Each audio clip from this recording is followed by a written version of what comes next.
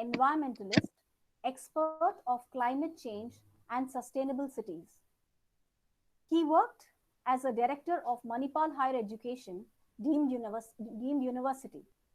He is the founder of the Hope Ghana, a charitable working towards eliminating child poverty in Ghana, a founder trustee of Education Trust for Poor, working towards the elimination of child poverty in and around Greater Hyderabad. He has served many such organizations nationally and internationally.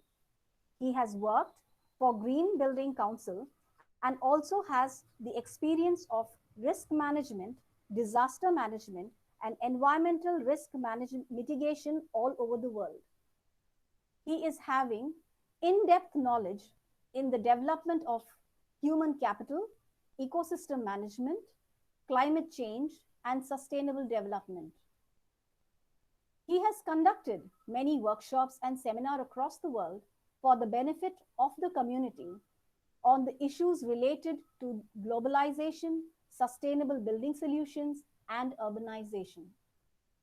He is a recipient of many awards and honors like National Management of Leadership Award UK, Sardar Patel Award, Ugadi Puraskar Award, Glory of India Award by the International Friendship Society, Hindu Ratna Award by the NRI Welfare Society of India.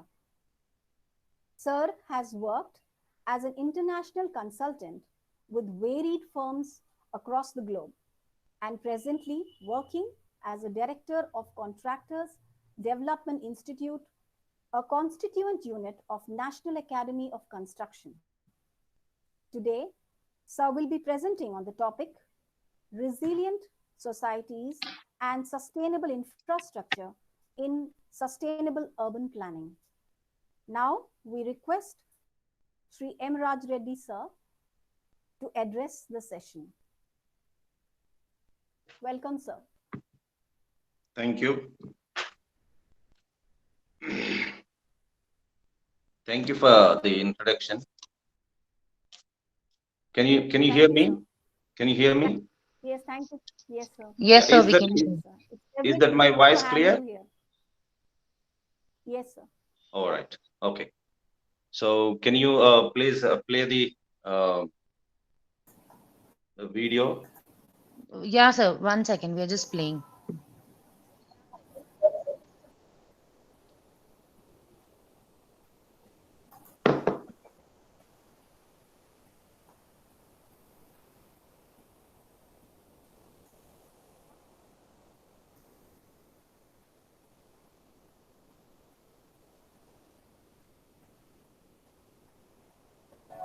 Cities around the world are growing rapidly.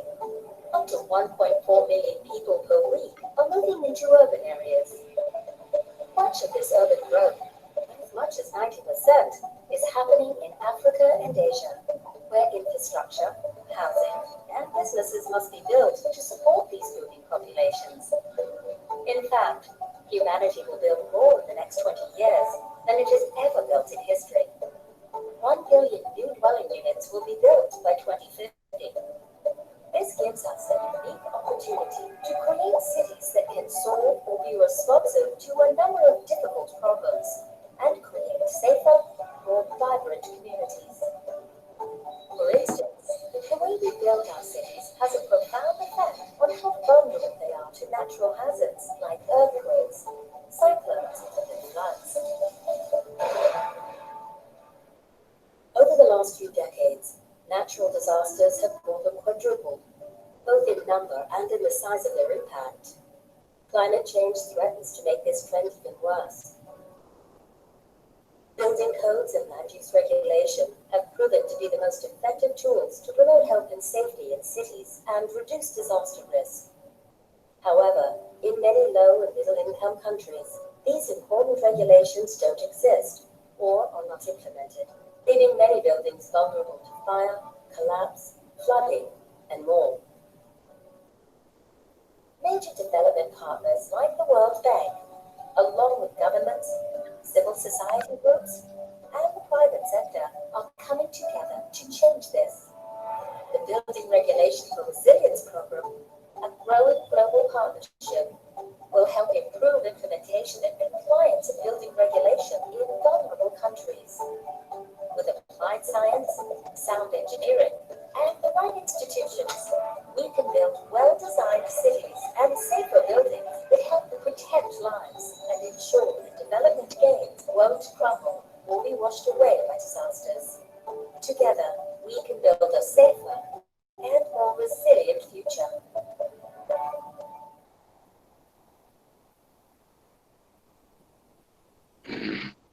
Thank you.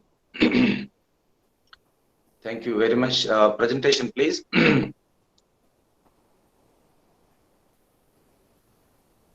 So, how many participants today? 48, sir. Is it resounding or is it okay? My voice is audible? It's audible, sir. All right.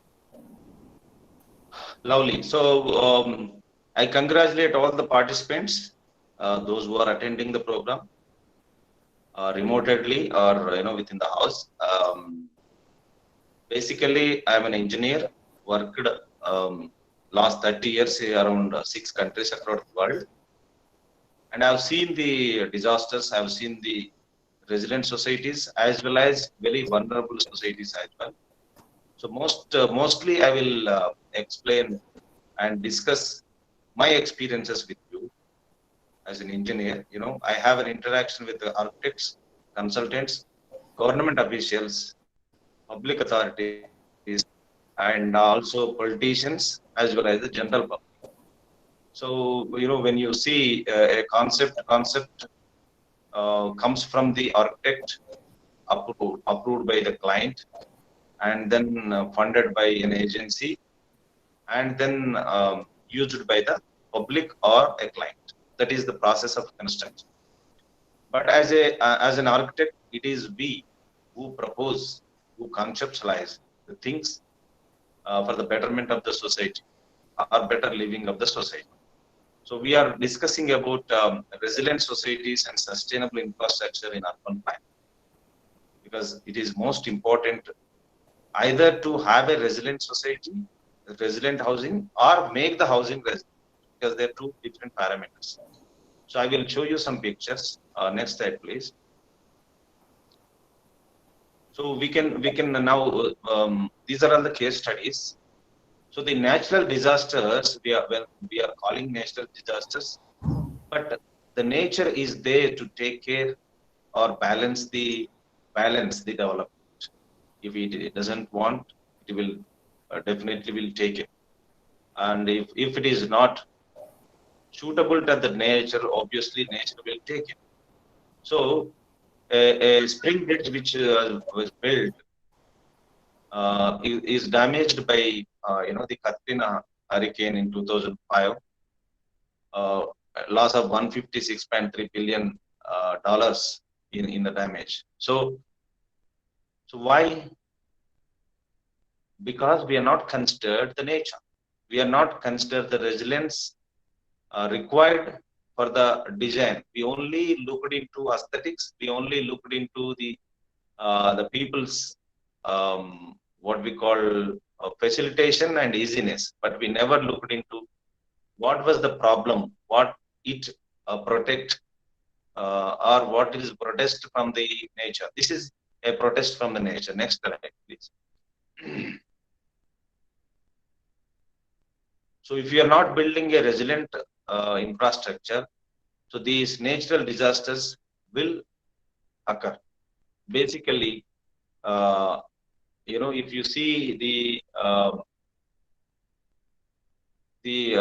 banks, scenic drawings in this in 2016, the half of the France was flooded, and around $1.4 billion money has been devastated in the damages.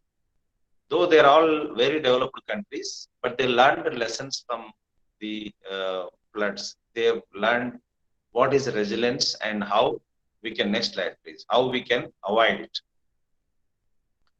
So if you see this in Thailand, the airport completely submerged. And who has planned them? It is we architects. So all the, it is not a blame game. It is a lesson learning, and let us learn all the lessons. People may force you to design something. People may pay you to, design something not natural, and we should be in a position to strongly refuse to do that, because urban resiliency is like a plug. It is like a, is a, we can have a measurement, and that measurement will never, the nature's design will never fail. But if we design against the nature, these things will happen. You never consider the 100 years flood data. You never consider the urban development and then concreting, and the percolation, and then precipitation, and then evaporation. All these are not being considered, and not necessarily every year you will have the same rainfalls. So the nature changes, it balances. So you have to be stronger. A catastrophe should teach you a lesson to be very strong. So you have to learn from the shocks. Next slide, please. So if you see that Hurricane Irma, destruction through the Caribbean islands, and it killed 105 people, and around 80.8 billion, around $81 billion, the money has been devastated in this hurricane. So it's a natural disaster, but natural disaster we are calling as a disaster because we developed something across the coast, because the coastal protection is not being taken care of. We are not taking care of rise of the oceans. We are not considered the melting of the ice. We have never considered the earthquakes in the ocean. So who is responsible? It's all the brains behind the construction are responsible, not the hurricane. The next one. So the topics for today are: number one, the necessity in the face of climate change. What is resilience and necessity? Number two, what are the critical challenges ahead? When we're designing a resilient infrastructure, what are the challenges? And then how can we develop solutions for those challenges? These are the three key issues we will discuss today. Next. And the first one is necessity in the face of climate change. So number one, global phenomena with local consequences. Basically, we are people who wanted to, is a human nature to compete with others.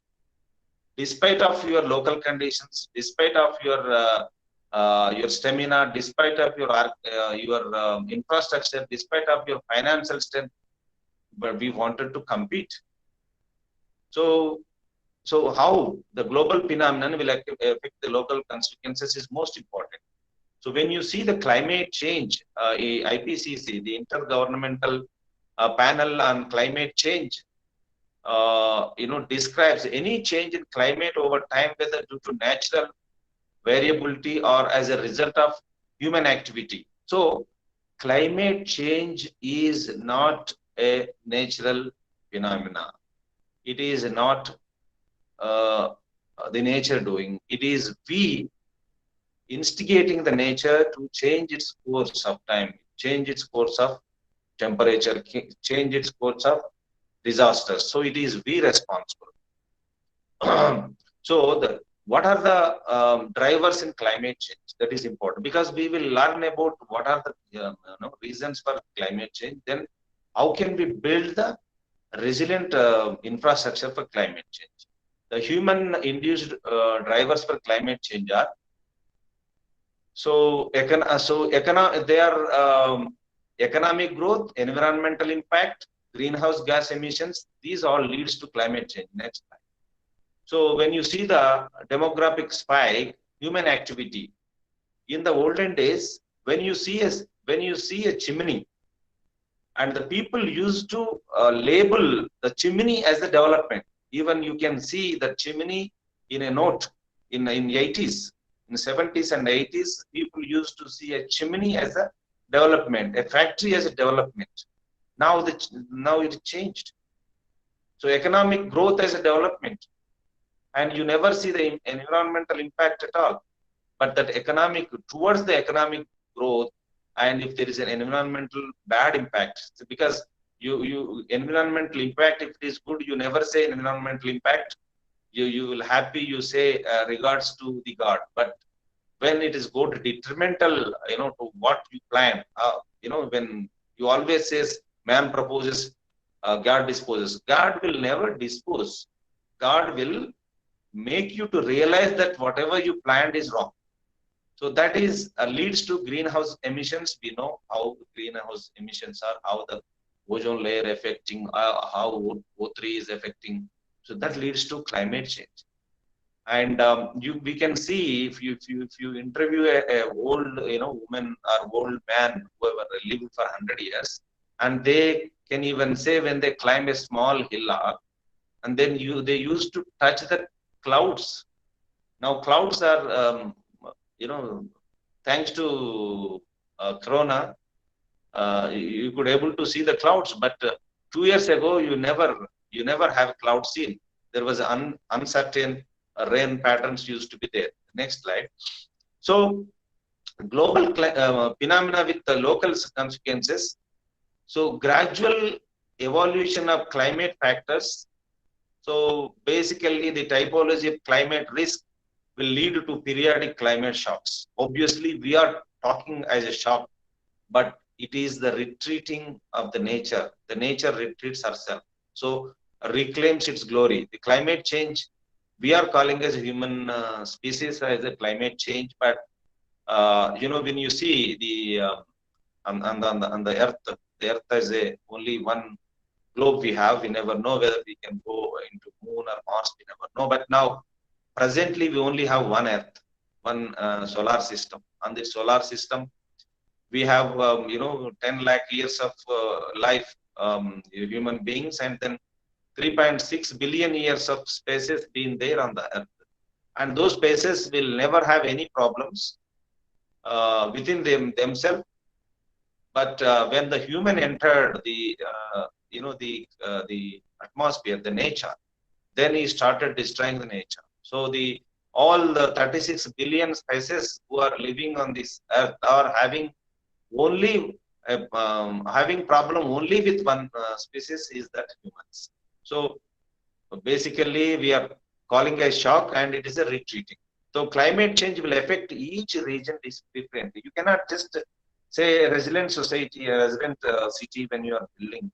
You cannot model. Now they are modeling. There are 100 smart cities initially planned, now 500 smart cities across the world, 5,000 smart cities, but you are copying China, you are copying Singapore, you're copying.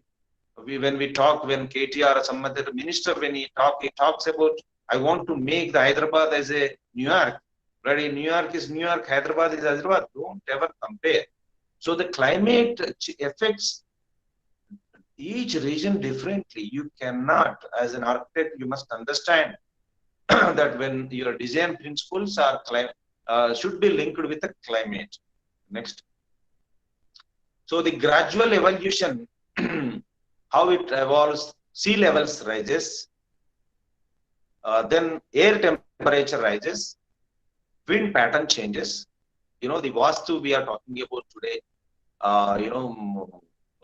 Uyutua Danai, Uyutua Danai Pava, Uttaram Pishan, whatever those we are talking about, northeast, north, southeast, southeast, southwest, west, and northeast, northwest. So these patterns used to be very calculated in the olden days. If you talk, Vastu used to be perfect because you have airflow and water flow, and the sunlight. These three parameters will lead to Vastu. So Vastu is a science, but I don't believe in destructing something, but I only believe in the air circulation, water flow, and the sunlight. These three are more important parameters. So wind parameters, wind patterns are changing. Then the thermoline circulation. Obviously, the heat waves hits. Initially, they used to hit from Agneya and then touch through the south and then southwest. But now they are changing. But if we go to UK, most of the doors are placed in the south side, and they allow They love a house built with an east facing or north facing will not be sold. The house built with south facing, they love to buy. Then rainfall patterns are changing. So we are talking about cumulonimbus. We are giving so many names to the rainfall patterns, as we all know, and obviously because of climate change and air quality. Yes, in the future, the air. See, the air is because of the greenery. We all know photosynthesis is only a process whereby the oxygen is separated. But when you wanted to separate H2O, O2 from, then hydrogen will also come out, and it is more danger than anything else. So naturally, when carbon dioxide consumed by a plant and then giving out an oxygen, that is the purest form of oxygen, and we all needs it. And initially, why it is happening? Why we are lacking air quality? Because the growth of population, because of the carbonization, because of the carbon dioxide release. So the oxygen content is lacking. So if the oxygen goes down, what will happen? The things will start melting. Now the ice is melting. In the future, even every structure can melt. Later, I will play a video without because you can search. Without oxygen, what will happen? Without oxygen, the world can collapse. So we have to see the air quality. Melting, permafrost. We are talking about the equatorial regions, the both north and south polar poles. Mostly the ice is only now 20% remain. The 120 meters height of ice now you can see 20-meter height. So 100 meters of ice has been melted into the oceans, and the sea level is rising. So these are all interlinked, So everything discussed here, the 7 elements we discussed about here: sea level, air temperature, thermodynamics, rainfall, windfall, air quality, the melting of the ice. These are all connected. So is a chain reaction. Next slide. So what are the periodic climate shocks? The periodics are floods, obviously, and then cyclones, yes, and then storms, yes, unwanted storms. You can see some fish flowing through storms, and forest fires. Yes, now it's happened a new normal. In olden days, 50 years back, we never heard about a forest fire. There may be a small forest fire that used to be immediately captured and then submerged. But now it is you can see last year we have a largest forest fire in Amazon. In Amazon is called the lungs of the world. It is supplying 20% of the oxygen to the whole world, and 20% of the Amazon forest been fire. It may be man-made, because they wanted to. There is a lot of conspiracy behind it, because they wanted to have a livestock. They want to grow the livestock by cutting the forest. So they can't just cut it; they want it. So it is a conspiracy, a known conspiracy. The America behind it, anyhow. The extreme temperatures, obviously, when the temperature rises, now if we have, because we wanted to keep the temperature less than 1.5 degrees, not to increase in the next 30 years. If we increase 1.5 degrees centigrade, all the ice in Canada will melt, and then all the Canadian hills, the northernmost part of the Canada, the cold past will become livable. When it is become, what will happen? You have a sea level rises, then frost and thaw. So this you can see extreme temperatures and extreme cold is happening, because the nature will cool itself. So you can see the ice on the roads. We never saw. If you go to Europe and all, around 4 to 5 months you have ice.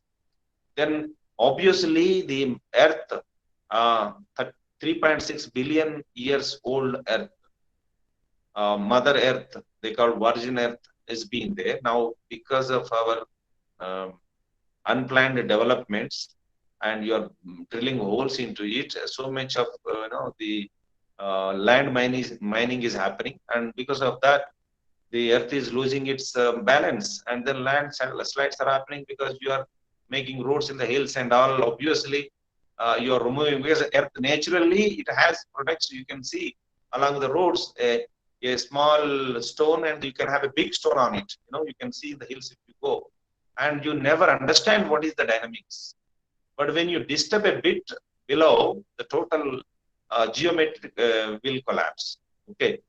Then shrink and swell up clay. Obviously, yes, clay is most important, but when the construction clay is, harmful material, but in natural phenomena, clay is most important, because if the clay is having water, those waterlogged areas are more, they're called, swaggy and swicky areas, and they are most important for ecosystem balancing. Then obviously droughts, all because of the rainwater pattern changes, the droughts will happen. Next slide. So towards the resilience in infrastructure, what can we do? How can we work together towards the resilience in infrastructure? Next slide. So according to Ban Ki-moon, the UN Secretary General, 2016, his term was 2017. This is famous UN Secretary General after Kofi Annan. Climate change has happened because of human behavior. Therefore, it is only natural that it should be us as human beings to address this issue. It may not be too late if we take decisive actions today. So he said in his speech, 45th World Economic Forum, January 23rd, 2015, he said it is we must immediately act, otherwise it will be late. But obviously, whatever is said, it happened, and they have actually started the late actions, and then started damaging. Let us see how the nature will reclaim its resilience. Next slide, please. Are you playing the slides? So there's some problem at the end. Just give us 1 second, sir. We're just looking into it. It just got disconnected. 1 second.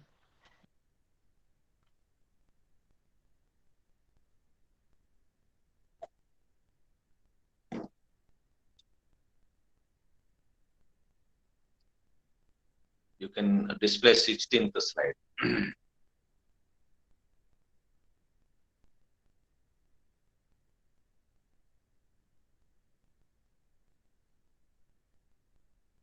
Sorry for the inconvenience, sir. There's a power cut. The person who was playing, there's a power cut there. Just give us few seconds. We're working on it. Okay, fine. But it is audible. You can listen to it, right? Yeah, So you're audible. Yeah, the climate resistance, a capacity of a system, society, or infrastructure to resist and observe a climate disturbance and to return to its initial state, while reducing its vulnerability to future disturbances. So what will happen? You might have seen some movies, horror movies and other movies. All the people being died, and there won't be any public at all. Only one person, he was running, and then some ghost running behind him, or some animals running behind him. So is that is an imagination, a real imagination of a person that will happen in the future. The corona, we used to glow together. We used to say, please come to us. If somebody is not coming to your house, you used to blame them. You used to say, no, you are not like, you don't like us, that is why you're not visiting us. Now we are saying, please don't come. If you like us, you don't come. That's what we are saying. So the things are changing. So the system, the society, the infrastructure to resist and observe a climate disturbance and to return to the initial state while reducing its vulnerability to future disturbances. So we have to design, bring it back to the original state, not disturbing the future generations. So we this earth has been lended. This earth has been lended to us from our future generations, not from our past generations. So we have to give a message to the past generation that we are better people. Now see, you have given us a bad earth. Now we are reclaiming it, and we are we are repairing it and giving back to the third generation. That is what our motto must be. So if you see the picture, this is a Seoul highway, and this highway is being banned, and then you can see the trees are growing in that highway without anybody planted, and then that will happen. So that is nature. So what are the qualities of a resilient system? Because we are talking about resilient system. So you can say, what are the qualities? It should be reflective, because you need to able to learn. You must learn from your mistakes, or the system should teach. Then it must be robust. Okay, the propagation of flaws must be limited, and then flexible. So whatever strategy, whatever design you are doing, you must have alternative strategies. If a client comes back to you and says, sir, this is not good for me, and you must have A, B, C, and all must have a resilient system. That is called flexible planning, flexible design.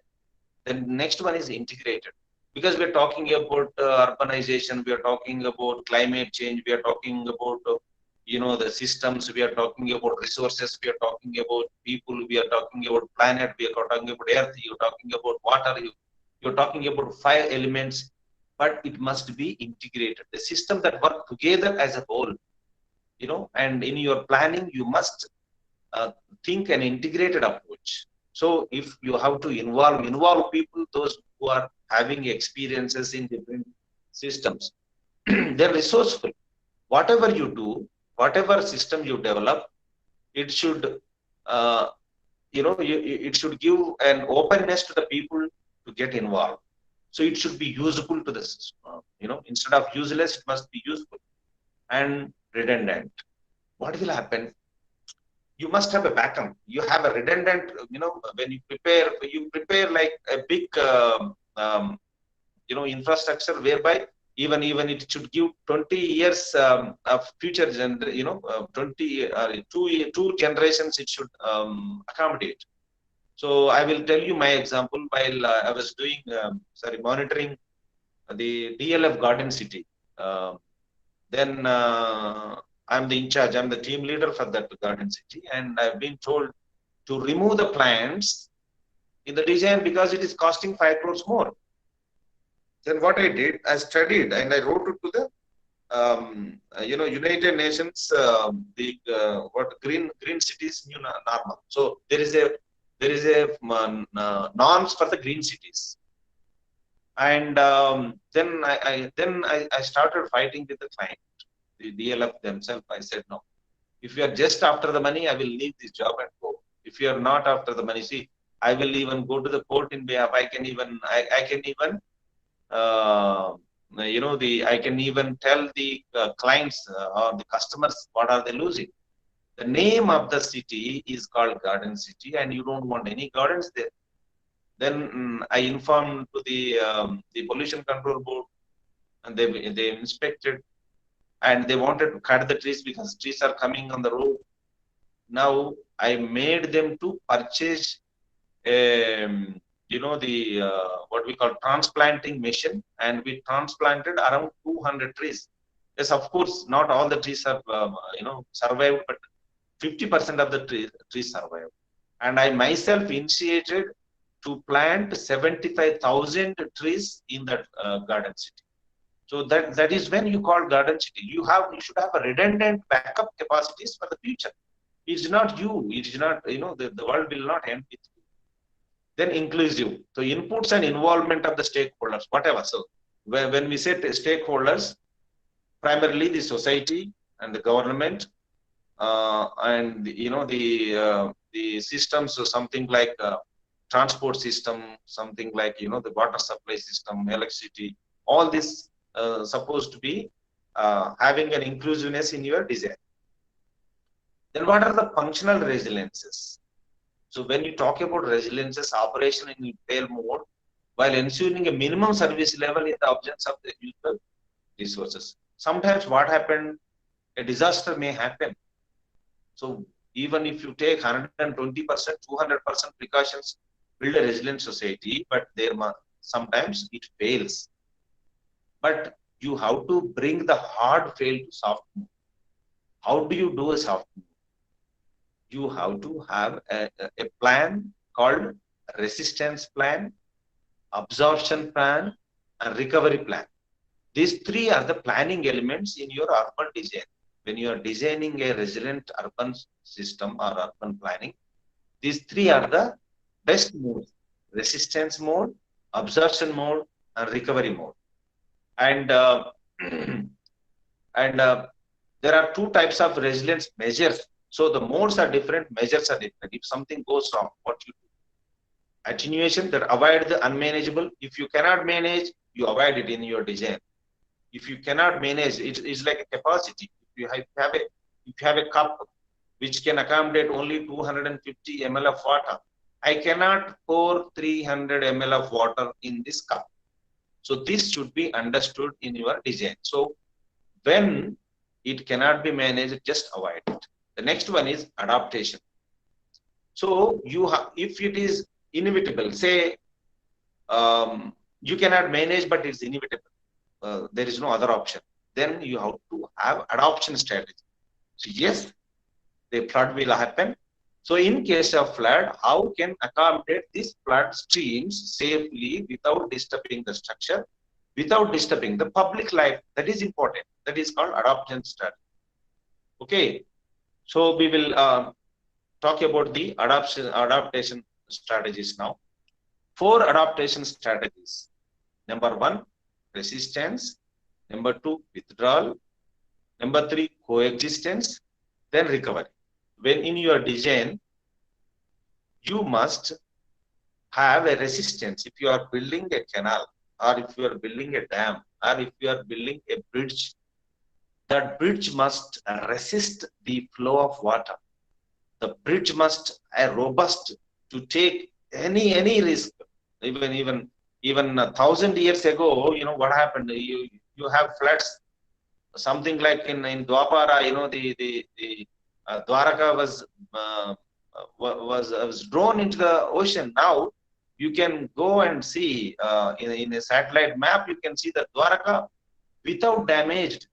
So that is called resistance. So you must build a. So when you are proposing in your design, when you are doing a planning, you must give a resistance structure, because you know it will resist whatever you do. And next one is withdrawal. Say the sea levels are rising. Mumbai floods are coming. So you have no option. When you study the data for next 20, 30 years, when you know that the climate is changing, not in your hands, climate change is not in your hands, is a global action. Everybody is responsible for climate action. You cannot, as an architect, you cannot say, hey, you know, I will stop the climate change and I will influence the Kofi Asari,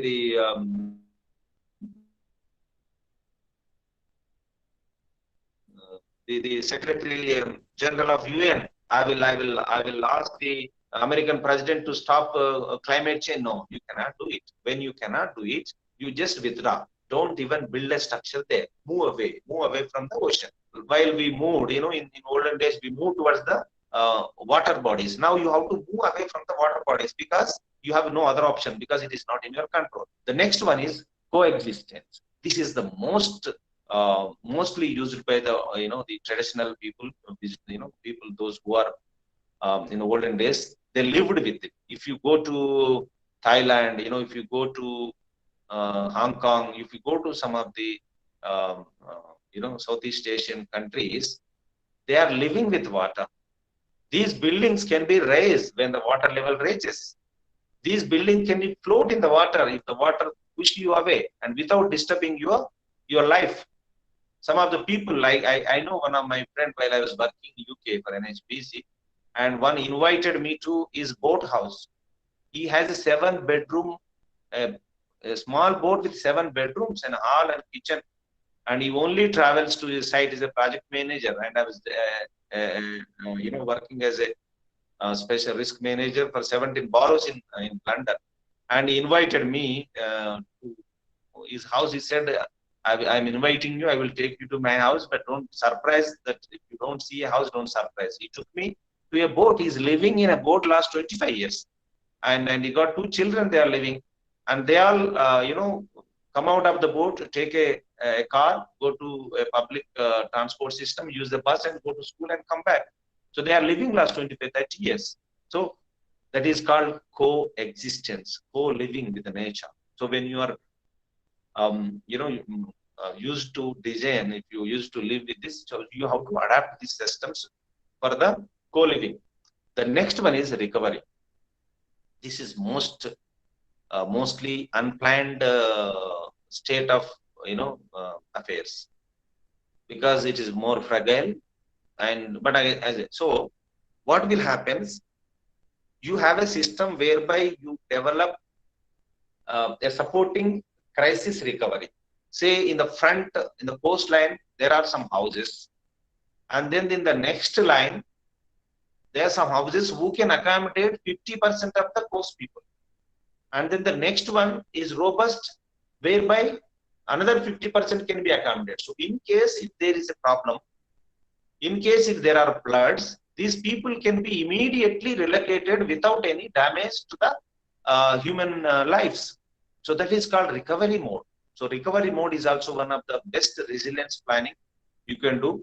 Two ways of supporting the post-crisis recovery. So the crisis will come, but it will not affect. What will happen? You don't have any valuable things in those houses. You have a room which is located in far away, where the safest zone, and you only have one room for valuables. But all living things, you are in the coast because you wanted to enjoy the water, seafront.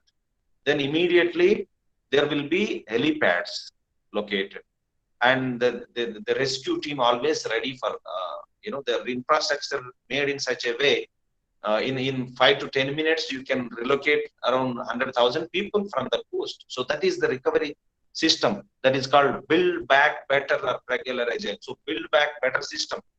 So some of the schools in olden days, in Indian phenomena, the temples used to be recovery places. Now we are basically mosques, temples, and churches used to be place of recovery. Now we are fighting in the name of caste, creed, and religions. But those religious places are the place of recovery. They used to build in elevated places on the mountains, on the hillock areas, whereby if there is a drought, if there are full of floods, and the people can go and live in there. There used to be a big housing, a colony in those temples, pilgrimage centers. So, but that concept is going. That is called recovery in our culture is already there. Then next one is the critical challenges ahead. What are the critical challenges? Number one, global consequences. So if you see Al Gore, the Vice President of United States, who got the Nobel Peace Prize, and in his speech, National Convention on September 9, 2005, he said the warnings about the global warming have been extremely clear for a long time. We are facing a global climate crisis. It is deepening. We are entering a period of consequences. He said it in 2005. Now, after 15 years, we are not even woke up. We are all sleeping. In fact, in 2019 October, I conducted one program in the Parliament, New Delhi, Constitution Club of India, involving the President, involving all the stakeholders, including NGT Chairman, National Green Tribunal Chairman, demanding the government to declare climate emergency. They overlooked it, and we are now facing the climate emergency. The corona is not is a pandemic of a climate emergency. We are blaming Wuhan, we are blaming China, we are blaming so many countries. It is not. We have to blame ourselves, because temperature rise, because these viruses are not, it's not yesterday born viruses. They are there last, 3.6 billion years. They are with us, coexistence with us. But now, because of the temperature, because of the climate change, now they are coming into living exist. So they are coming back to capture. So we have to work with it. So the ecosystem and biodiversity, we are talking about the global consequences. Inability to adapt to changing habits and environments. They used to be, see, in the oceans, there used to be forests in the oceans. They used to be, what we call, when you go into the ocean, and you can't imagine, but because of the climate changes, because of the temperatures, all this fauna and flora dying, and the different kinds of species coming in. Then next one is economy. Each threatened flood source upsets the entire supply chain. Obviously, economy collapses. We have seen now the world is struggling. Even the people are struggling to live in the corona time. In this pandemic, people are running out of food supplies. People are fighting in some of the countries. They are killing each other to share the food. Except agriculture sector, all the sectors have collapsed last 4 months. Nobody is going to go for fishing, and no construction activity is happening, no retail marketing, and the insurance companies are collapsing because insurance companies are now refusing to cover the patients. There is no tourism at all. Total tourism collapsed. So every sector has been affected. So if you don't have a resilient system, the consequences are the global consequences. Now initially when I was talking about, because I published 17-page report in the Times magazine, New York Times.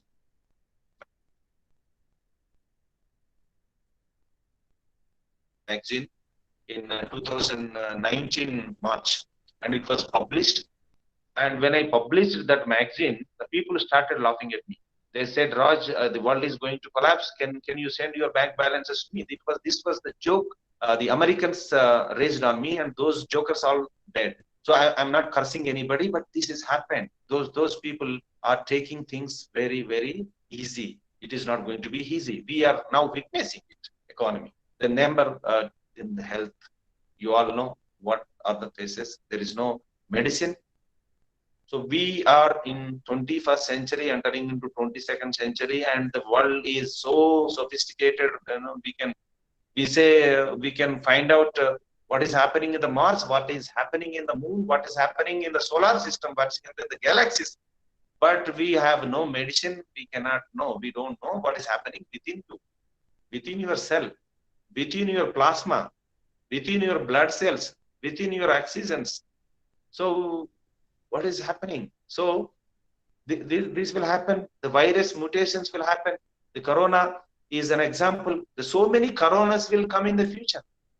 This is only an example. This is only a starting point. So we must all should be ready. So new viruses like corona, SARS will take over the world as an ambient temperature will help them to mutate. That will mutate in the future. Then access to resources. We have seen the people started begging on the streets. There is no supply chain. If you go to Chennai, the people are buying the water. Chennai is just our neighbor. They are not far away from our places. Some of the places, if you see, I worked in Somalia, I worked in Kenya, Uganda, Tanzania, Somalia, Ghana, and UK. And Somalia people collect water from the potholes and take the water on the donkeys, and those water collected in the pots settle down, and then the top water they will drink. So there is no access to the resources. People in Kenya, remotest places, southeastern and northeastern provinces, they can kill for 1 shilling. The shilling is the currency of Kenya. They can kill for 1 shilling. 1 shilling, the 2 shillings is 1 rupee. So 50 paisa, they can kill each other. If you go to Ghana in remote places, Ghana is called Gold Coast, a rich place, rich country, but still there is poverty. There is no resources. One person's livelihood for 1 month is nine CDs. 9 CDs is equal to 9 CDs is equal to 1 rupee. So they can survive in 1 rupee, but they don't have that rupee to buy things. So if you can see the Cape Town, we should never expect a droughts or water shortages in Africa, because Africa is full countries. African continent is fully resourceful, but there is a drought now. There is a drought in Cape Town. Cape Town is the capital of South Africa. South Africa is now facing, they are now giving only 50 liters per day.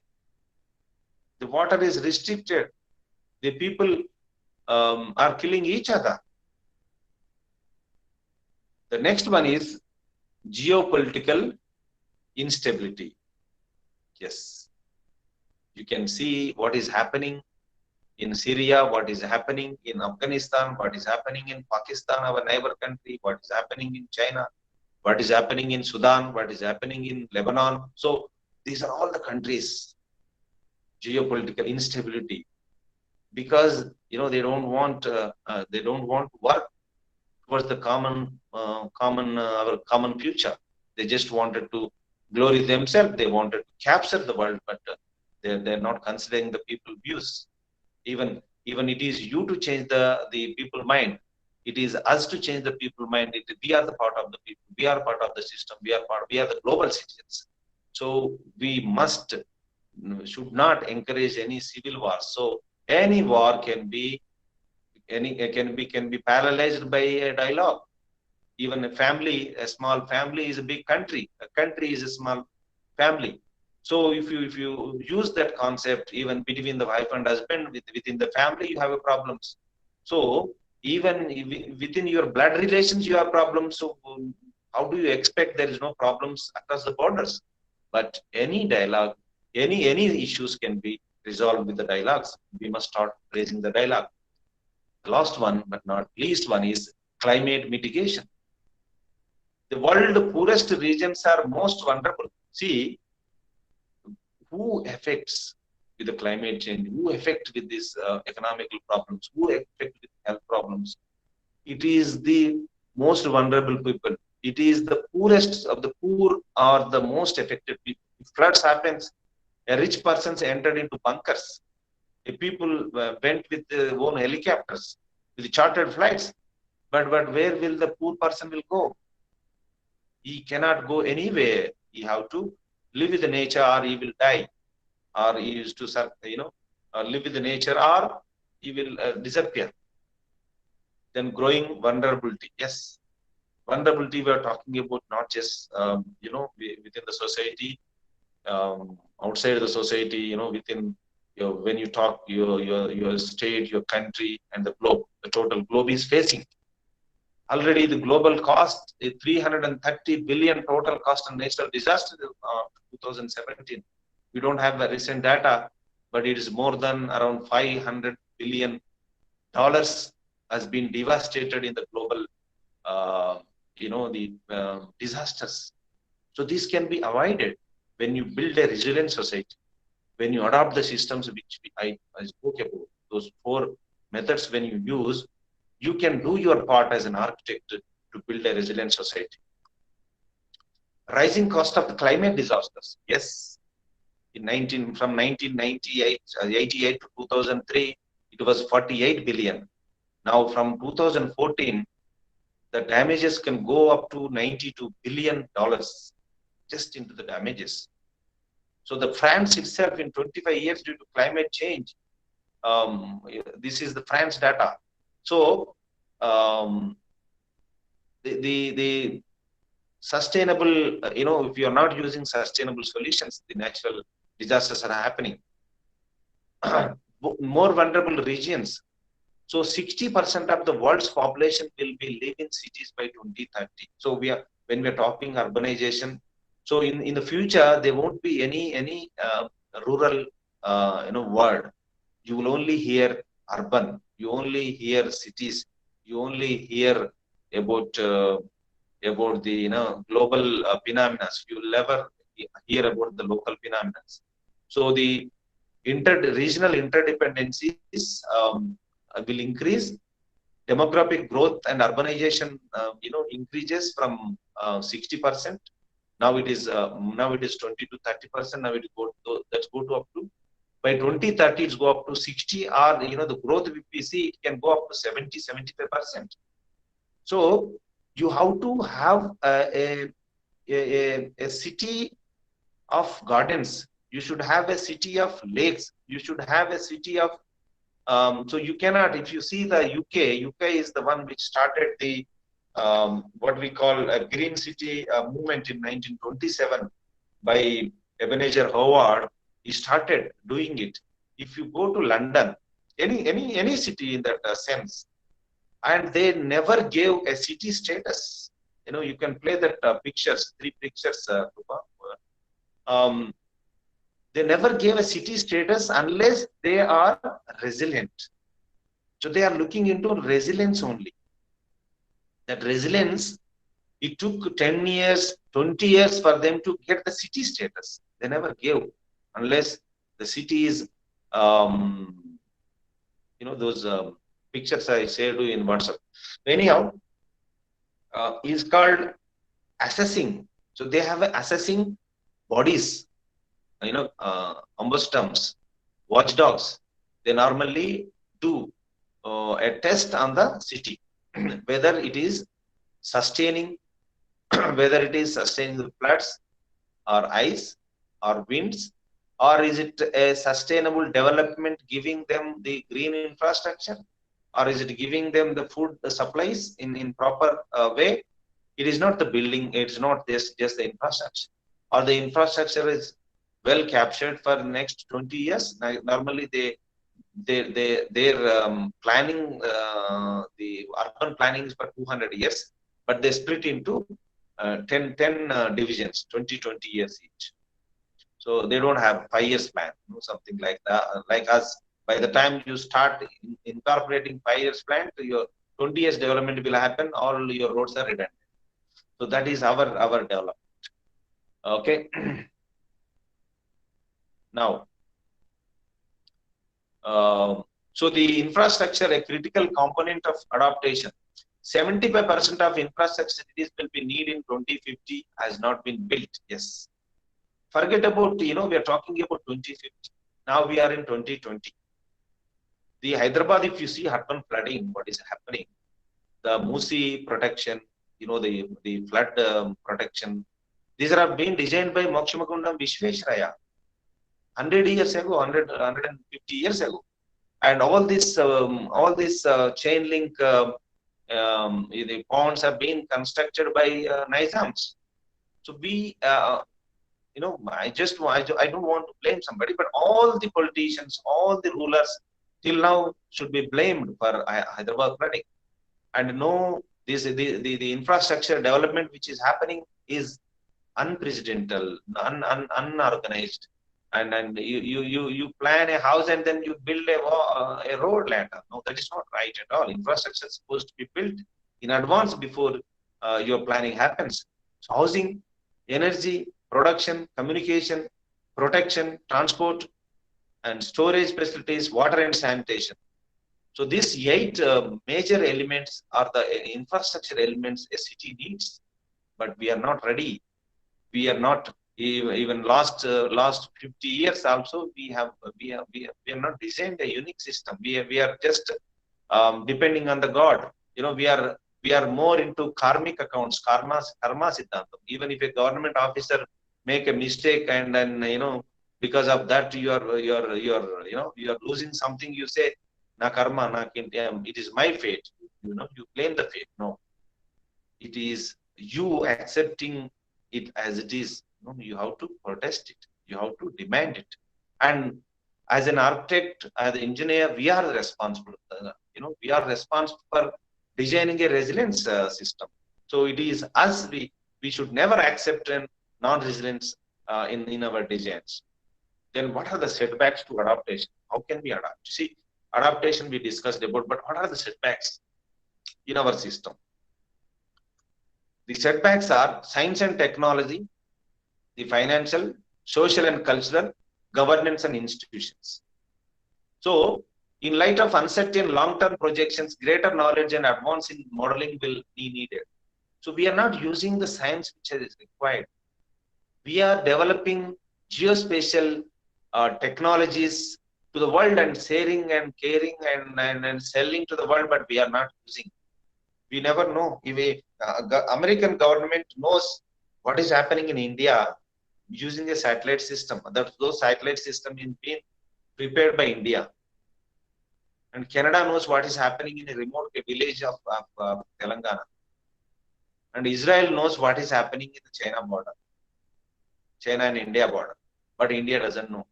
India only knows when 20 soldiers have been killed, and that information reaches 2-3 hours later after the killing. And Israel knows 2-3 days in advance before something happens in a border, and then the technology is built by India. So the science and technology, we are not using it. We have no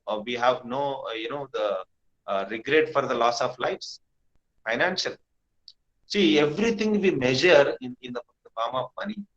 We never give preference to the lives. If you say UK in 2012, my last assignment in UK was 2013. I came back in 2014. In 2012, because I was dealing with 17 boroughs in London. That is 50% of London. I was in charge like a municipal commissioner and the building control. In those days, there were only two deaths in the construction industry because of the safety. So just 2 deaths in the total year. There was a discussion in the parliament, and they said health and safety HSC. They have a health and safety HQ.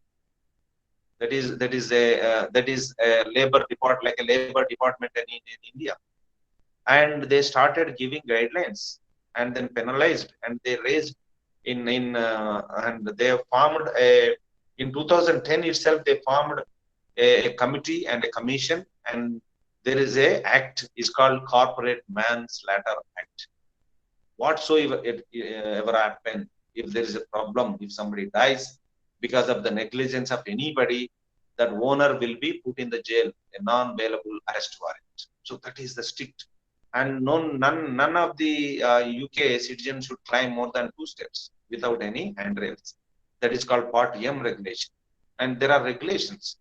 There are, from Part A to Part J, there are, 33 building regulations, and they strictly follow it.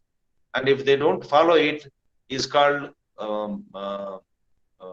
building code, and very strict building codes are there. NHBC building codes are very strict, and I work with NHBC, and we have a right to even cancel their license. The builder cannot practice on his name, or anybody in his family cannot operate the company if he fails to deliver the goods and safely, in timely manner to the client. So that is the extraction, the RERA extraction of that, that act. The next one is called social and cultural. So we only see our profits. We don't see ourselves into, adopting the measures by spending money. And then social and cultural. So if you see they are culturally intact. We are just copying the Western, not looking into our geographical areas, not looking into our temperature, climate conditions, not looking into our responsibilities toward the society, but we just follow, we just copy it. No. Now Americans are using our they are researching on our what we call our Bhagavad Gita. They are following management. They are considering the Bhagavad Gita as the management guru, and all our literature has been studied in Oxford University. So that has been happening, but we are not doing it. We are not going back to our roots and studying our inherent qualities of the societies. That should be done. Then governance and institutions. So increasing stakeholders to make harder to make decisions and implement regional adaptation. Yesterday we are talking about in our panel discussion, we are talking about policies, we are talking about governing systems, and we are talking about EIA. Where are the governance? Where are the decisions taken? Adopting strategies, including this is an included system? No, there is no stakeholders at all. If whatever CM says that is final, whatever PM says is final. No. So we must increase the stakeholders. It is not to criticize, it is to improvise. So we must understand that even in your adoption systems, in your designs, seek the opinion of the persons. Design review, planning review, plan review, your architectural drawing review, or your landscape drawing review. Review it so that you can get more ideas. Sabka sunna apna karna. I'm not saying you just follow everybody, but you can listen to many and you make them as a stakeholders and then take your own decision. Then economic risks. What are the economic risks? Operational risks to business continuity due to periodic climate shocks. Basically, it is us responsible. When a Brahma creates a man with a disability, that disability causing problems, he must, he should also provide a wheelchair. If somebody is, born with polio, and that same Brahma, whoever, so God, when you talk about God, generator, ordinator, and destroyer, and that ordinator will face problems because of the Brahma created a man with a disability. The operator should provide him a wheelchair, or he should provide a stick if he is a blind person. He must be provided. So it's like a risk in continuing the operations. Obviously, it is an example, and long-term risks and. So when you create an infrastructure which which prone to climate changes and problems, what will happen? Contractually, everybody face problems. The client will face problems. The government will face problems. So when you are giving out a building which is designed for an institution, and that institutional building height is not sufficient, and then ecosystem will come in, then public safety is not good, and then health hazards will happen, and then see the sound echo will come in, and then students cannot grasp the things. Or a library, which is not supposed to be silent, is not silent. So many things, result of our planning. And if that is fails contractually, there will be long-term risks in a contract economy. Obviously, we talked about this circular economy. The circular economy will fail. Operational risks to business continuity, obviously, due to periodic climate shocks, like pandemic happened, floods happened. Now Mumbai, we can only pray for them. Last 1 month already, they're not doing anything. Total paralyzed, and they damaged the equipments, it damaged the buildings, it damaged the roads, it damaged the drainage system, health and system damaged. People are suffering with the dengue, people are suffering with cholera, malaria. So many problems happening. So business and worldwide stoppage will happen, like we have seen the pandemic. And then environmental destruction. Obviously, when you build a non-resilient structure, when the water enter in, and then the trees will also die. Your fauna, your flora will also die. So environmentally, these four are the major damages, operational business continuity, obviously. Damage to a construction crane because of the hurricane in Ibra 2017. Yes. Yesterday you have seen one crane damaged in Vizag. There's so many of examples you can see. Okay. So these accident risks. So when accidents happen, what happened? Your site will be hot for many days. Dehydration happen because of the heat exposure.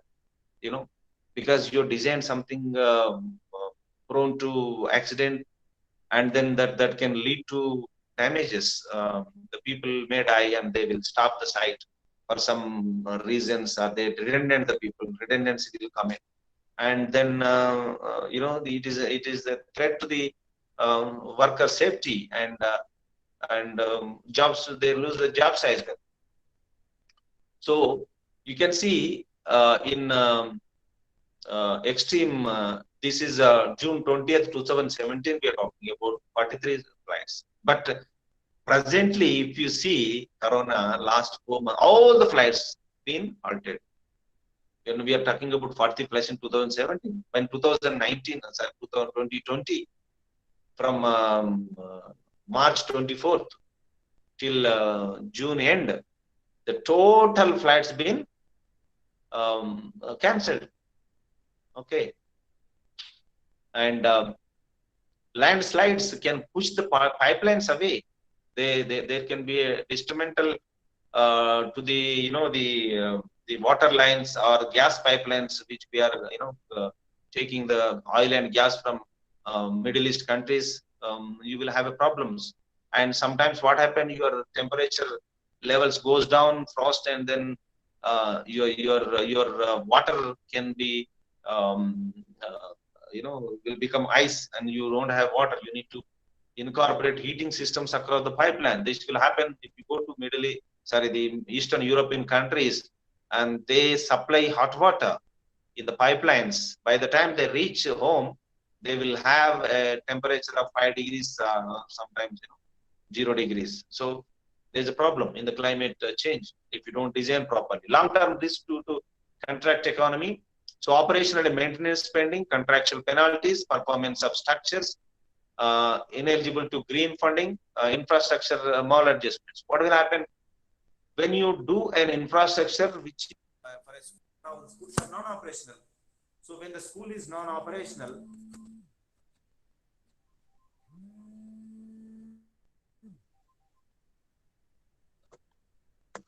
can you all hear me? Yes, sir. Professor Purushottam Reddy sir calling me anyhow. Okay.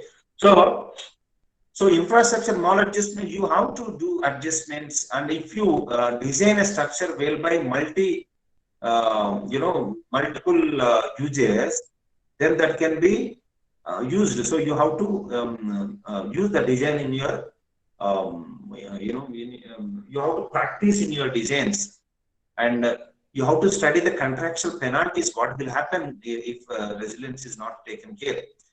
And nowadays, the governments, most of the governments are encouraging to give a green funding. If you wanted to design something, a green building, they will give you a tax discount as well as funding, for the infrastructure. So that if you don't design a risk mitigated structure, a resilient structure, you're not involved in climate parameters, you will lose that funding. The next one is performance of structures. Obviously, if it is not resilient, it will not perform its duties. Obviously, operational maintenance problems will happen. Okay. And when the temperature rises, you need to use the HVAC, heat and ventilation systems, what we call the air conditioning. Nowadays, even in the huts, in labor camps, the labor are using the air conditioning. So who is responsible? It is we responsible. The increase in building energy due to rising in average temperatures. So average temperature rise in countries like us, the arid and semi-arid zones. And if you go to northern hemisphere and above that, the temperature is going down, melting, and then you need heat there. You need cold here. So in both cases, you are consuming the energy. Next slide, please. You have a problem facing. We need to be quick because it's almost now. Yeah. So lifespan of the structures will be altered if phenomena subject to climate change, such as shrinking swell capacity of soil, is not accommodated in your designs. So if you are not working along with the design engineer, because you are giving an enormous and excellent structure, you are giving an excellent structure, but what will happen? That excellent structure is an excellent, yes, we accept it, but design wise, if you cannot accommodate the way, it cannot account the file, and all in the design phase, it fails. What happens? It fails. So you have to consider them. You have to work in coordination with the engineer. Okay. So contractual risk, when you talk about, so what happens sometimes, the pandemics and all, you call you cannot claim anything. There is a clause called, what is that clause called?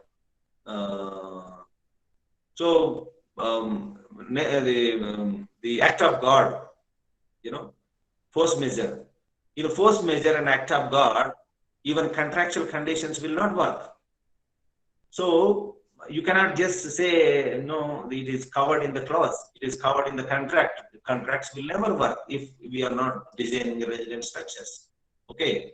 The finance community increasingly requires to project to meet the climate change adaptation criteria before allocating investments. What will happen? So not just we as an architects, even the institutions, financing institutions should only finance those resilient structures. Next slide. Okay. So if you see the airport, runaway, day before yesterday, we have an accident in Kozhikode, Kerala. They are called tabletop runaways. Who designed them? Architects like you designed them. Because you thought, yes, it is an elevated place, excellent, the flight can take off. But what happened when their flight is landing? Taking off is fine, it takes off into the air. Next slide. If it can take off into the air, but when it is landing, what will happen? If it slips, it trips, it will end in a valley. So it must be plain. It must be plain. So don't ever do a tabletop runaways, because a committee has been constituted by the then Lieutenant General on the tabletop runaways, and then they condemned. They said the runaway in Kozhikode, Kerala should be shut down, but they never did. Government of India never did it, and we can see the consequences. Next slide. And you must consider while you are designing, because as a planner, tomorrow, who knows, you may be part of the designing of airports. So when you are designing an airport, the wind patterns must be considered. The geological conditions must be considered. The ethnicity of the vision of the the flight attendant, the pilot must be considered. And you cannot just build it. You cannot land or take off the flight blindly. No. Okay. Next one. What will happen? You built a big, aerodrome, and hardly there will be no people coming there. What is the purpose? You are losing everything. It is not benefiting. Seasonal tourism, declining of traffic, waste of infrastructure. You have somewhere else and then bring the people there with the helicopter or something else. So that you need to, if somebody comes to you and then ask you to design in the forest, refuse. You should give them a good location, study the location. Development resilient solutions. So we are talking about now the solutions, taking action today. The first solution is, because we are human beings, you must live, you must work like this is the last day of your life. And you must learn like you have 1,000 years to live. But take action today. Act now. No procrastination at all. So whatever you do, take initiations, convergence to initiatives, institutions, incidences, standards. So you should have a knowledge of that. You should read the Paris Agreement. You should have what are the parameters and insurance companies will take, when I design this, So these are all you need to consider.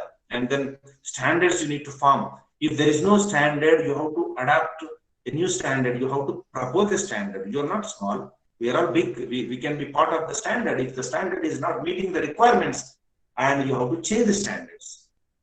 Okay, global network of cities, C40. There is a C40 around the world. There are 96 connections and 700 million, citizens of these cities, major cities, urban stakeholders, and mayor worldwide to encourage the stronger collective action on climate issues. So, as an architect, you have to be part of this C40, and this C40 is leading the way towards the healthier and more sustainable future, representing 700 million citizens and 1/4 of the globe economy, the Mayor C40s are committed delivering the most ambitious goals of Paris Agreement at the local level, and as well as the cleaning the air that we breathe, and the best architecture, best architecture we wanted to build. These are all the part of that. So we need to be working with them in the future for the better society, right? So these C40 are 96 affiliated cities.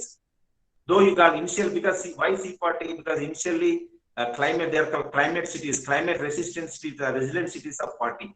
The 40 joined together. Now they are 96 cities, and then 25% of the global GDP they are controlling, and they are 1 in 12 people worldwide, and 10,000 actions to climate change, combat the climate change. They decide themselves.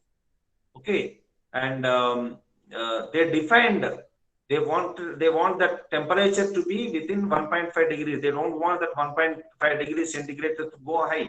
So they are working towards that, and they are looking for transportation, urban planning, food and waste planning, air quality, and they are working on adaptation and implementation of the resident cities, and there are some steering committees. So they are all part of that C40. They cannot go behind what they what they decided. So in some of the countries in Africa, some of the countries in Asia, some of the countries in Middle East are the part of that. The 96 countries. The next one is called 100 RC. 100 RC represents Resilient Cities Network. RC means Resilient City Network. There are 100 resilient cities networks aimed to help the cities around the world withstand the physical, social, economic challenges of the 21st century.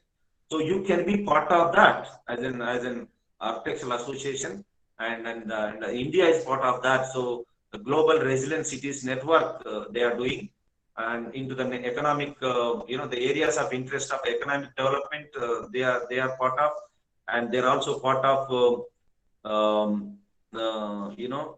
they are city-led mayor, city leaders, CROs, all the part of this network, and you can also be part of that network, and they will also focus on the impacts happened in the past and what will be the impact in the future if we do the regionally driven and then partnership-based network, self-sustaining in the near future, and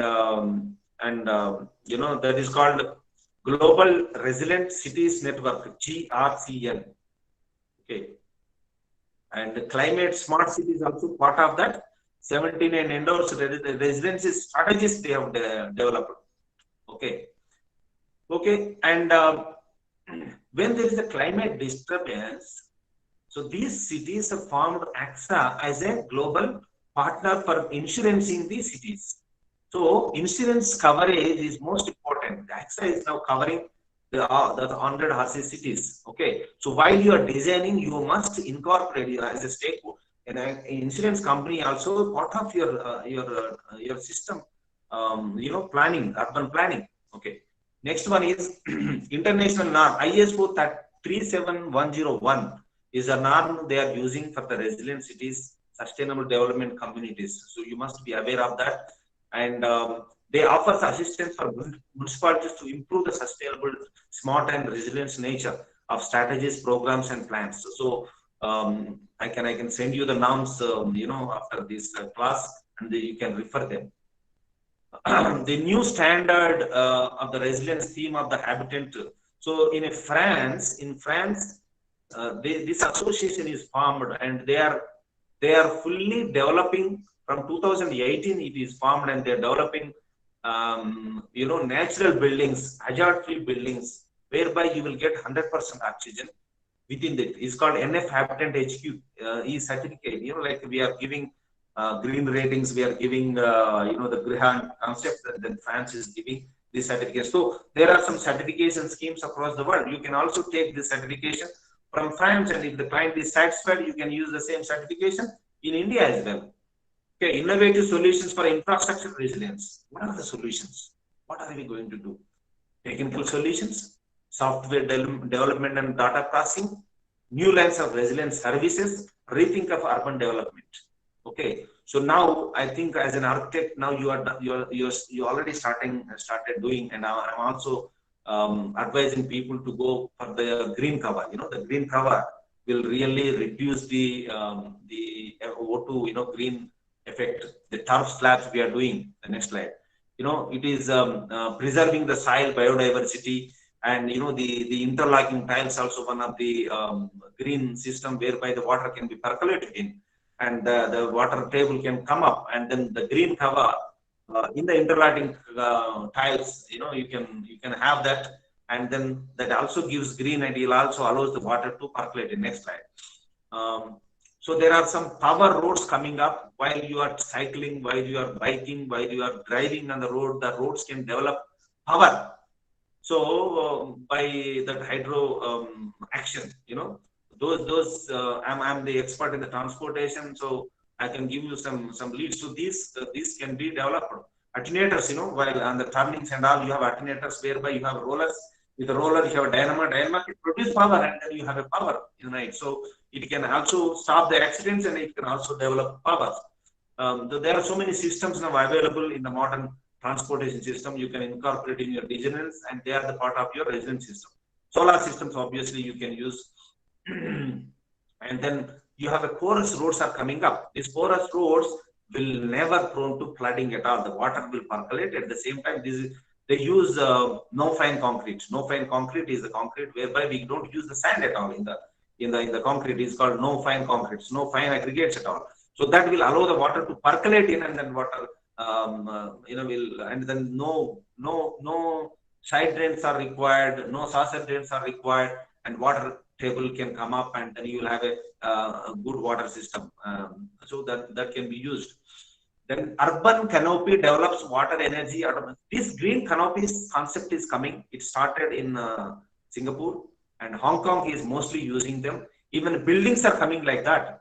Even if you go to Mumbai airport, you can see columns something like that. But that columns is not just for the concrete, but concepts is being diverted. So those columns supposed to be grown with the green. Though you have a concrete in the middle, but you should have a green climbers to climb, and the total column should look greener.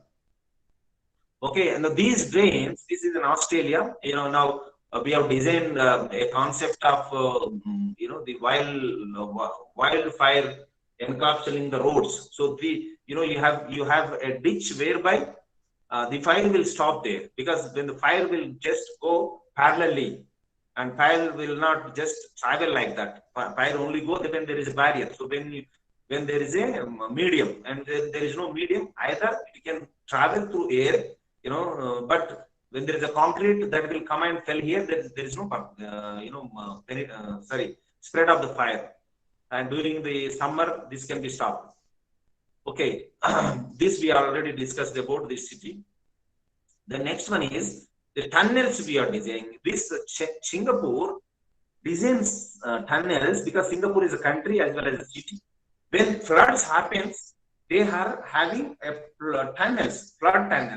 The floods will enter into the tunnel, and you have turbines inside the tunnels, and those turbines will produce power. So they are converting the floods, the natural disasters, into power producing stations.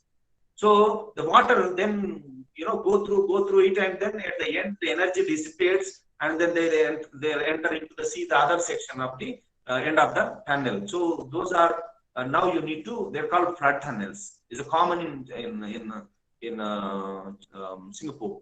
Okay, the next one is software development. So obviously now we have no danger with physically threatening. We have only the problem with the digital threat. You design something, you have a data, somebody can capture your data.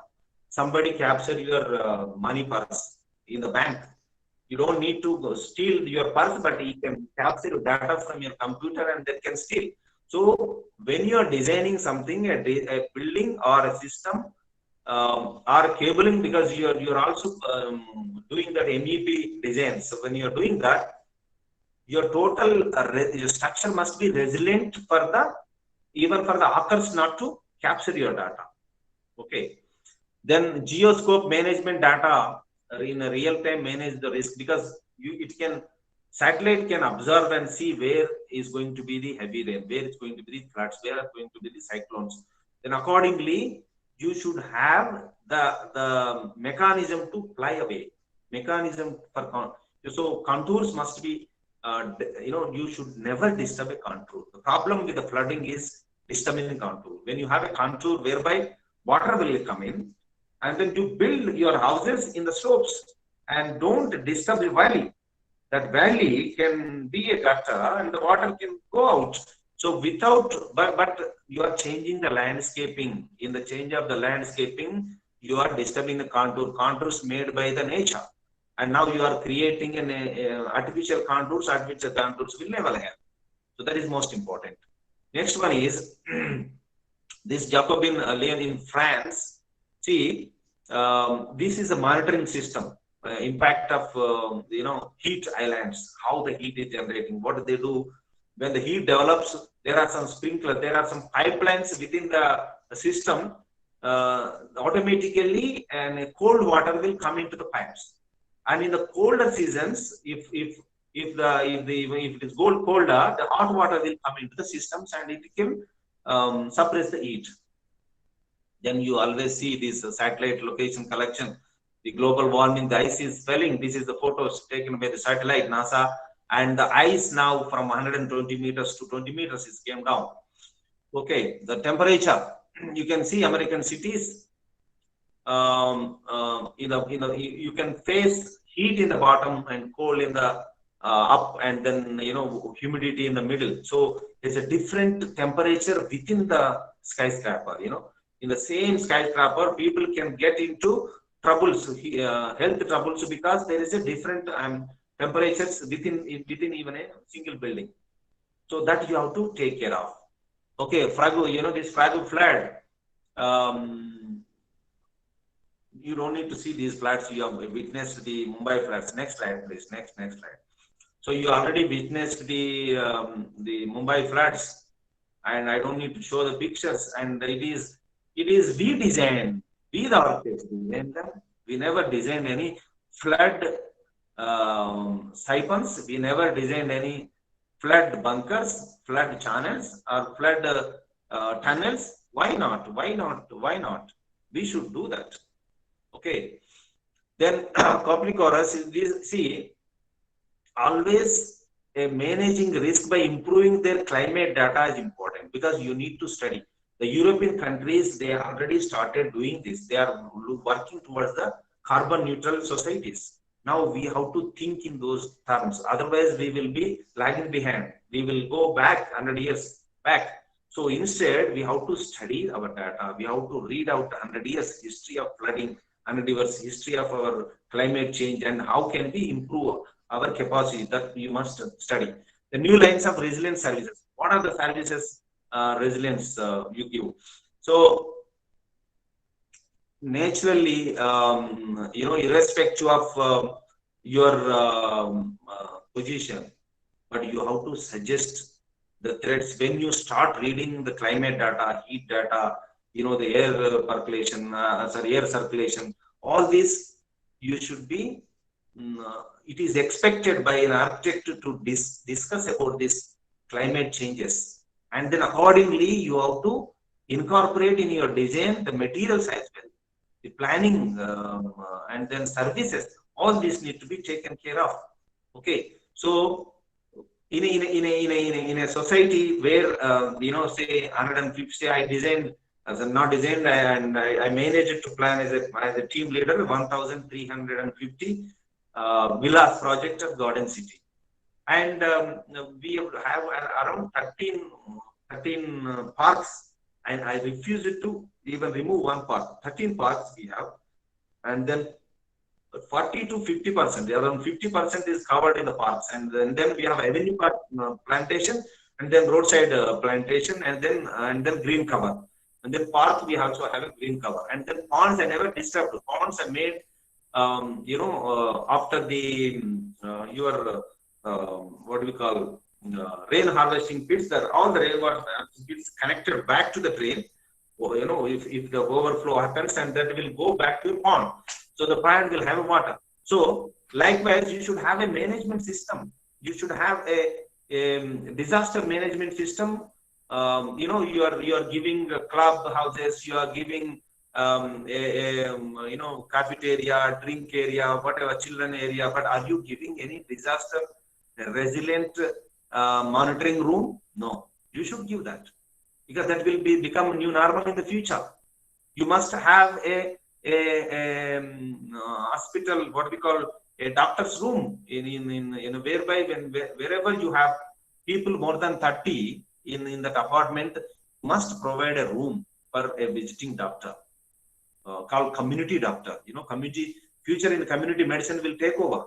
So you will have a doctor's one place, he can come and sit, you will give free services for him, and then he can have all the data that people living in there, and then he have ready-made data. If say somebody else, say Ravi is having a problem, the Ravi's data he already having in the system, and then he can looking intent and he can suggest the medicine.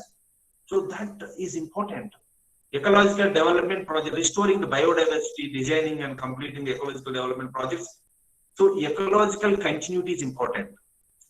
If it is restored, you have to read the data back, have the pictures back, restore it back. When you restore it back, obviously you mitigate the flood impacts. Next slide. Okay. Next slide. Yeah. So next slide. If you see this, France, they manage the water issues by taking the climate change to account, help its customers. See now, they have a boating system. So what will happen? The 3-4 story building, the ground story, if there are flats, they will move out to first story. If there is a water level comes up to first story, they slowly move into second story. If there is a problem in the second story, they will go to third story. So that is how they manage it. So you should have that urban, because this is called adapting. We discussed about. So you have to have assessing urban floods and also water shortages, and how to use them. The Bangalore is now combating the water shortage, and they are designing the bunkers to store the water for throughout the year. Okay, this urban area contribute to the city. So when somebody enters into a city, I will show you one development I did in Hyderabad with 39 villas, and you have 1 acre of garden. I managed to make within the complex of that society. I can take you all there in Gandipet. So when you enter in the ground floor, you enter into the ground floor. When you go to the first floor, also like you are entering from the ground floor. So you feel like every floor you go, you are entering into the garden. You are entering into the ground. So that's how the design made. But okay, we made losses, but nevertheless, it is a great experiment in Hyderabad, first time experiment, a podium concept in a villa project. So that is what your design must be. The next one, rethinking the urban development. Now you have to rethink. You have to change your pattern of thinking. You have to have the space creation policies, because so many speakers spoke about the space planning and all. I don't want to go into it, but you have to incorporate the resiliency, the breathenism, the recreational space, where you can breathe in, where the rainwater can collect and we can see the rainwater. That's what you should. There must be basins within the society. You can see in the middle the basins, and in the summer you can use that as a cultural place, where there is no water, and then the winter and rainy season there can be water in there. There is no problem. It is our water. Then see this, when the sea level rises, this can float without any problem. So these are the cities, developed in Singapore. So you can have a tower, and then you can have office complexes in, and then the green can grow through towers. Okay. Next one is, see this one. This was a road, highway in Seoul. Now that highway, now it is a stream. Now it is a stream, they allowed it. There is no problem. The water coming and then goes. Highway converted into a stream. Why not? So if you see this here, I think you might have known this. Copenhagen. We have Copenhagen conference happened, and that is where this downtown is being made. And then every drop of the water will go into the into it, and there is a garden in it. You can see the bushes. So these are naturally found bushes, and then water can go in, and you can feel it, and you can walk it. So, flood mitigation, the bridge can float in, bridge can go higher and higher. When the hydraulic system bridges can be designed to take up, the transportation without damaging. Okay. So this New York City, now they are building a big,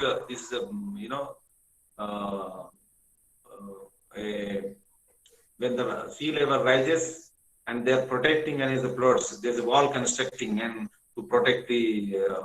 So this is adapting to the system. Okay.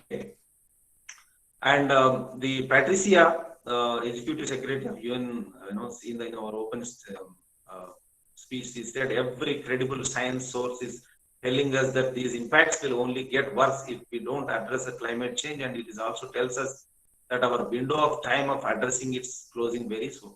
To do this, we need to dramatically increase our ambitions. Yes, we need to increase our ambitions to adapt the climate change and then adapt resilient designs in our thinking pattern. Okay, what are the case studies?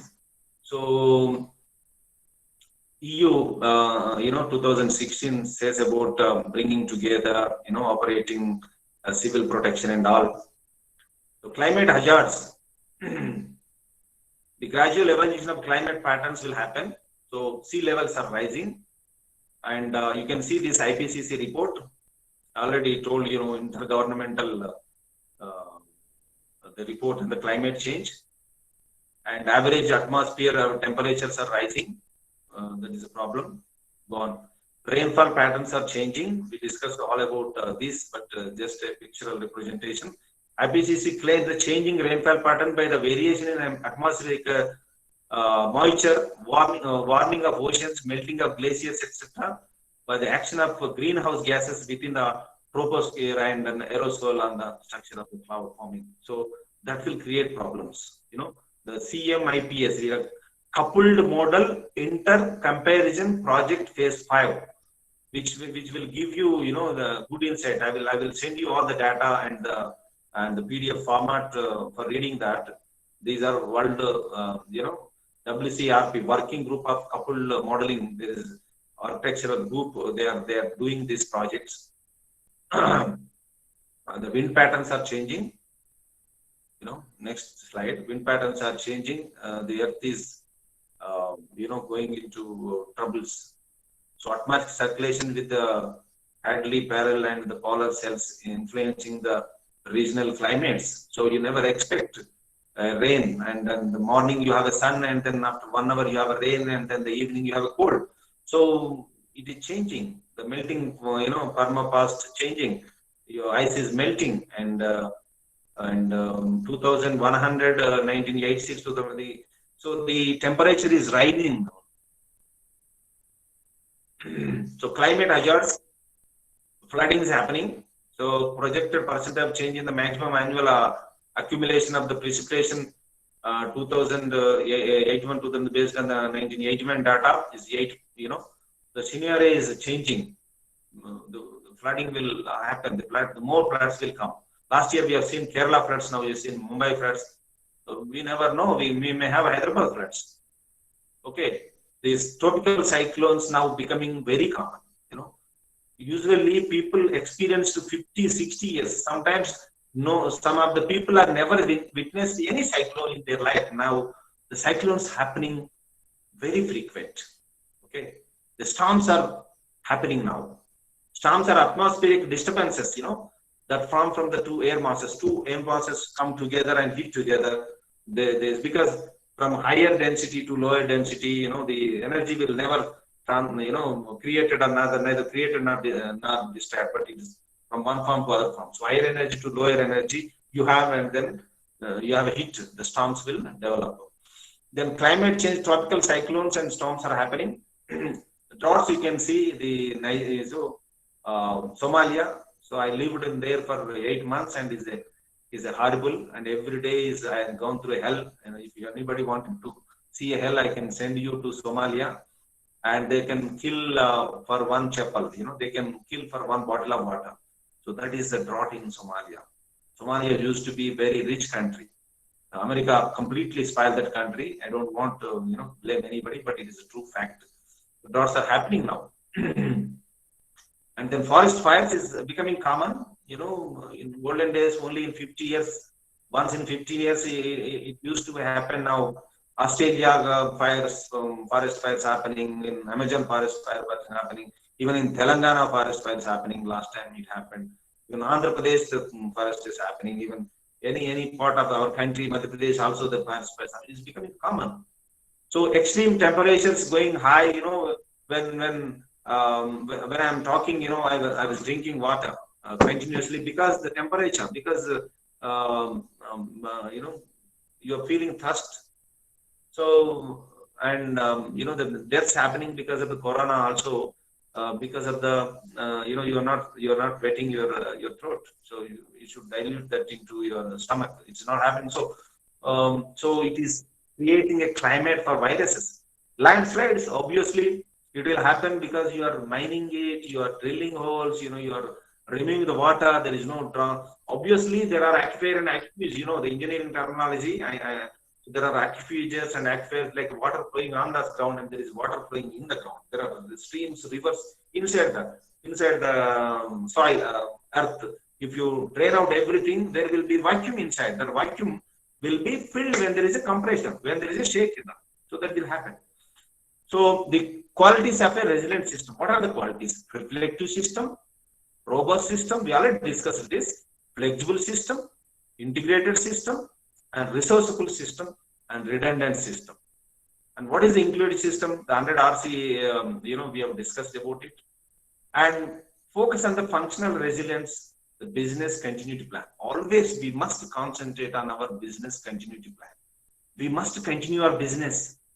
No matter what happens. So to that, you have to have a strategic planning. You must have a strategic design. You must have a resilient plan. So to give a resilient society, to practice tropical cyclones, protect the staff, protect the equipment, protect your infrastructure and all, you must be having a business continuity plan for everybody, every citizen. I'm talking about this, not just not in the terms of business making money. It is business means everybody is business. Okay, so this is what we are looking into 2030 national infrastructure. The rails, the strong bridges, the motorways, the pipelines, the telecom system, the carbon captured, carbon neutral storage, power plants, the water. And this is what we are looking into a model of resilient infrastructure. Okay, so I'm just 15 minutes late. The infrastructure and construction sector is increasingly rightly being challenged to improve its environmental footprints because we are responsible. We have to be more green, more sustainable, more resilient, and we must design to reduce the CO2 emissions. And it will also be key that make infrastructure which is perform more efficient, more sustainable over long term, because you are the planners. So dear faculty, you're all faculty, teaching is a noble profession and you are the creators of the new ideas. Students will need to be taught the skills required to protect the environment and save the world. And as a practitioner, it is your duty to incorporate the resilient designs in your planning. And this will only be possible if you equip with new technology and methods and embrace the research formulating the new and sustainable climate adoption infrastructural plans. Thank you very much. for hearing me patiently, listening to me patiently. Thank you.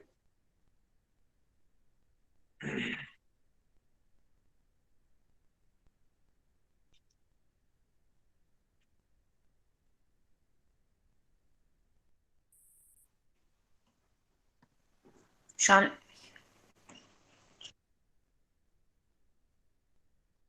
So you can able to hear me? Yes, sir, we are able to hear you. I think there's a problem with ma'am's network. She will put forward the questions for you. Just 2 seconds, sir. Just 2 seconds. Yes. So are we going to address the questions now, or can we send them an email? Because it's getting late.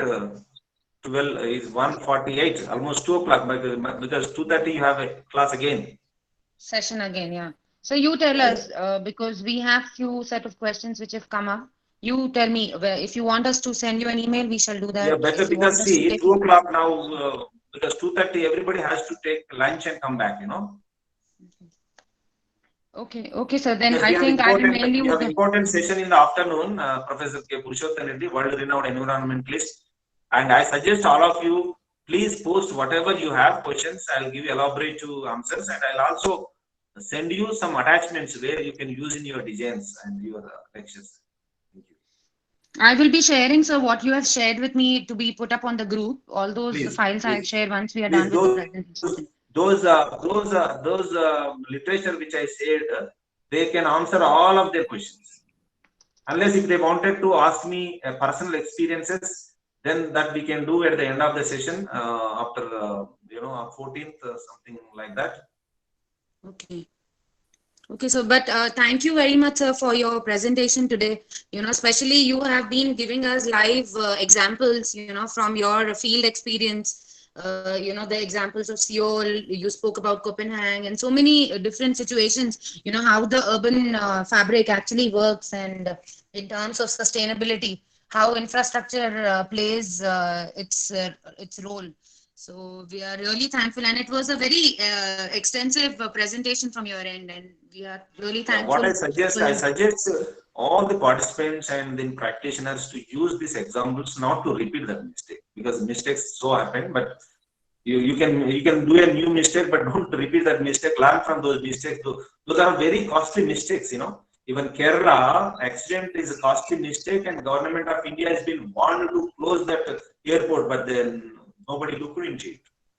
I'm also part of the panel who actually advises the government to close that airport. Okay.